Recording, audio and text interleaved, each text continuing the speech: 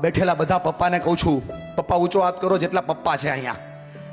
તમારો દીકરો અને દીકરી જોતા હોય ને એમ તમે તમારી માના ખોળામાં માથું નાખજો અને એનો પાલવ તમારા માથા ઉપર નાખજો અને કહેજો કે આ તારો બાપ હીરો બન્યો ને તો એ આ માના કારણે બન્યો છે સાહેબ. અને પછી જોજો તમારા ઘરમાં તમારી પત્નીની જે વધે કે નહીં. માના પાલવની તાકાત બહુ. હારી ગયેલો, થાકી ગયેલો, મુંજાઈ ગયેલો માણસ ખાલી માના ખોળામાં આવે જીવતો થઈ જાય. આ માનો પાલવ કેવો, જ્યાં બેઠા છો ત્યાંથી દુનિયા હલાવી દેવો. એક નિયમ કહું છું ભાઈ ભાઈ, તારે આંખના આંસુના કદર કરીને એક નિયમ કહું છું, ખાલી નાનકડો બદલાવ કરી દે,